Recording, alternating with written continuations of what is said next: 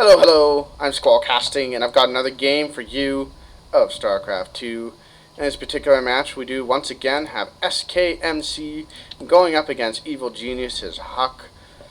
In the last game, spoiler alert, as usual, Huk did win. He managed to get a lot of Stalkers, a lot of Blink Stalkers, and managed to stay ahead of MC in economy, even though he was down in Nexus. Go figure. Go ahead and watch it if you haven't seen it. It was pretty good. But this is game 3. It is the deciding game of this best of 3.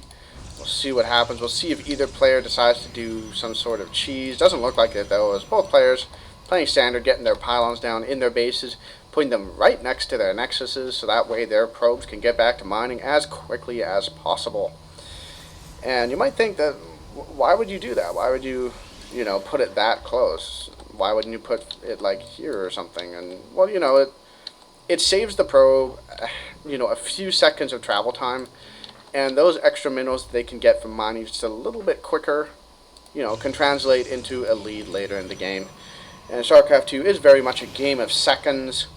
A certain kind of tech coming out just a little bit too late can mean you lose your entire army.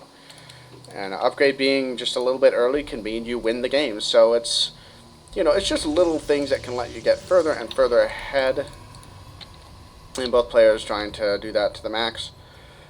And as usual, Huk's Gateway did go down just slightly earlier than MC's. I think they've both been the same colors for this entire set, which is really nice if that's been the case. I'm pretty sure Huk has been blue the entire time, so that's actually rather helpful. Makes it a little bit easier to keep track of which is which, because they're both Protoss. Their buildings and units, they look identical except for the color of paint. So having them be the same color consistently certainly helps me to keep track of who is who. Now, Huk's probe did move out to scout quite early. MC's is going out just now, so could be Huk is worried about cheese or something like that. MC does have his second gas now, Huk does not. So could be Huk is looking to do some sort of 3-gate, maybe even 4-gate aggression. Or could it be just delaying that gas? Not too sure. I know that when I play Protoss and I 4-gate, and that's the only thing I do, I stay on one gas pretty much forever. Oh man, that was basically my way to get back into Diamond. I 4-gated every single game. And versus Terran, I won most of the time because most Terrans would try to expand pretty quick. Ooh, I'm pulling a bunch of probes to kill that probe, okay. But versus Terran, I'd pretty much always win because they'd almost try to early expand, and then I'd just have enough stuff to crush through their forward bunker. Versus Zerg, I'd usually lose, because by the time it would hit, they would, see my probe, because I'd position it really badly, and then they'd have, 30 roaches off of 2 bases. And versus Protoss, it was 50-50. So there's my tale of 4-gating. I did get back into Diamond from Platinum, so I was happy about that. But I haven't actually played a 1v1 since doing my placement match for this season, so I enjoy casting more, actually. I'd rather watch pros play, and I watch so much competitive tournament content that, yeah, I just enjoy doing that. Anyway, so Huk running that probe away from that Stalker. MC content to just take the watchtower. Huk has a tiny army supply, or never mind, he doesn't have a tiny army supply lead. There's more units back here that I didn't notice. Let's take a look at what they're building. So MC is going to 3-gate, could be 3-gate Robo. Huk is also getting 3-gate, but he already has his Twilight Council. So we are going to see that signature Huk Blink Stalker play. He is throwing down a pylon there for forward reinforcements. Could be he wants to plant down another one around here. Ooh, might put it here so you can warp onto the high ground. That'd be kind of fun. We'll see what he chooses to do with that. MC is scouting out with a probe. And might get caught by that Stalker. But yeah, Blink is just over halfway done. Stalker does catch sight of the probe, gonna hunt it down. Definitely a sad day for that probe, but they're robots. They probably don't care that much. Wait, Huk? Huk decided to pull a Stalker forward? Okay, just letting the probe scout everything. And yeah, just moving all his units up there. Yep, we do have the pylon there. Ooh, and Huk trying to put down another pylon there. So this is a little bit similar to what we saw in Game 1. We'll see if it works better. Not so far. But the Stalkers are wasting their time shooting at that. Huk cancels it. And a single force field prevents Huk from getting up the ramp. The Zealot there did die. And this probe's still just hanging out here. And Huk gonna fall back? Okay. Blinks to the watchtower. That was pointless. Huh. Okay, well I guess he feels that he can't deal with these sentries, even though all he'd have to do is get vision of the ramp for half a second to be able to then blink up. But that said, MC does have an immortal out now. Could be Huk caught wind of that and just didn't want to deal with that. And finally going to pick off that probe that scouted forever. And Huk expanding. So I guess doing a little bit of early pressure just to spook MC a little bit. But it looks like it didn't work. He's going to expand himself. And Huk looks like he wants to move out again to attack. Did he pull all those stalkers back just to kill that probe? Could be he was worried about there being a pylon and potential warp-ins. Well, in any case, looks like he's pushing forward again. Not going to be able to break through that for sure. Going to do a little bit of blink micro for a little while, but did he take any hull damage? He took 3 points of hull damage against 2 immortals. Ladies and gentlemen, the power of blink. So good. And this pylon has not been picked up on, so that could be beneficial to Huk later on in the game, especially if you can get like an observer there, warp in some zealots, and then kill the mineral field. That'd be cool. I'm not sure what he's doing with those zealots there. Could be he wants to go start working on those rocks with the zealots. But, ooh, Huk needs to run. MC has a fairly beefy force here. 2 immortals. Definitely going to give him a bad day. What are those zealots doing? Oh, looks like he's trying to run them in, but MC's army's there now. Huk going to have to run those away. They might get hunted down. MC may pull back, though, as he doesn't want to... ouch. And Huk moving forward, has a sentry now, and actually quite a lot of zealots. Wow.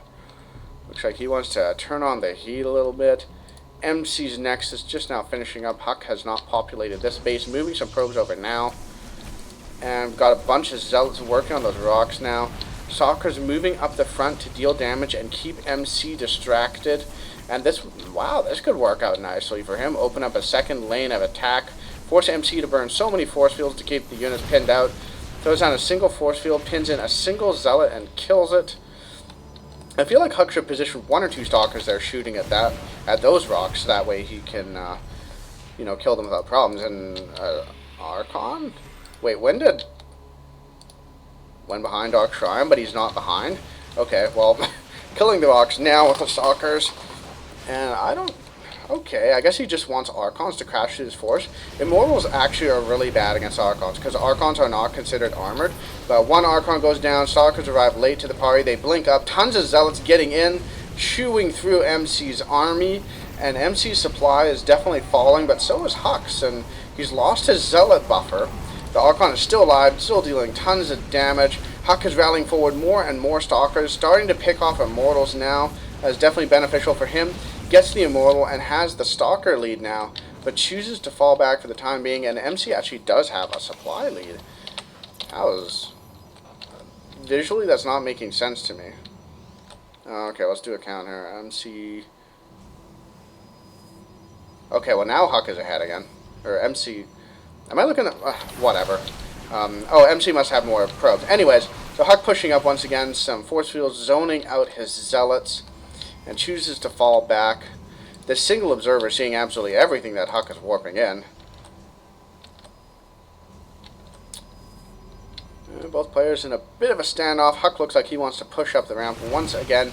Does get up this time. No force fields to zone him out. Picks off the Immortal instantly. Zealots soaking up tons of damage, dealing tons of damage. But MC has Blink as well now, so it's going to be the War of the Blinks, and Huk ran out of Zealots. MC blinks forward, and he just has too much stuff. Huk needs to fall back. He does indeed start falling back, but he's losing units in the process. That's definitely not the best engagement for him. He does have the space going now. Let's take a look at the probe counts. Yeah, Huk is way behind on probes. And by way behind, I mean 4, but... You know, that's fairly significant, and MC just continued to add on probes. So Huk in not the best position. MC is definitely ahead. The one thing Huk has is he does have that Dark Shrine. So if he can get some Dark Templar in and kill a bunch of probes, that could definitely be good. But there is an observer position there to keep an eye on that. Now these rocks have not yet been broken. So we could see about breaking those and then move a Dark Templar in later. And we got another hidden pylon going down there. MC is definitely not going to scout that anytime soon. Huk loves his hidden pylons. And just scooting around here. Could be he's checking for pylons himself. Always a good thing to do. You never want 50 zealots walking into your mineral line when you're fighting at the front. And Huk just continuing to add on a lot of zealots. Is he getting charge? I would love for him to get charge. MC's getting a Dark Shrine himself. Okay. And does Huk have a Robo Bay? Oh, he doesn't. That could be very, very bad for Huk. Because, well, he's not gotten a Robo Bay, and he has no idea there are Dark Templar coming. And once those engage in on him, he's going to be in a very rough spot. Could lose all of his workers before he can get a Robo Bay up. And Huk just continuing to press on up the front. MC has a lot of units there. And I don't know if Huk's going to be able to break this. MC definitely has the superior zealot count. And Huk just kind of throwing away a lot of units and not really accomplishing anything at all. And just continuing to make stalkers. And that's kind of it. And MC throwing down his forward pylon to warp in the Dark Templar.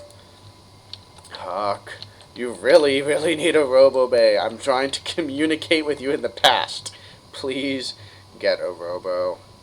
Please. Or forge. At least get a forge and some cannons. Please sense that this is coming. Oh no, and there's the Dark Templar starting to warp in instantly. Oh, but these stalkers might see them. Did Huk see it? Oh, I don't know if he saw the ripples. He does see this pylon, so he might know something's up. Oh no. Oh, Robo Bay going down now, but that's going to be too late. The Dark Templar can kill it. Huk GG's instantly. Well played by MC, just defending against Huk's relentless aggression, and then surprising Huk with Dark Templar. As I'm sure you can tell, I'm just a little bit sad that my favorite player went down, but that's the way it goes sometimes. So yeah, thank you guys for watching my video. I do hope you enjoyed it. Please do like and subscribe, and I will see you guys later.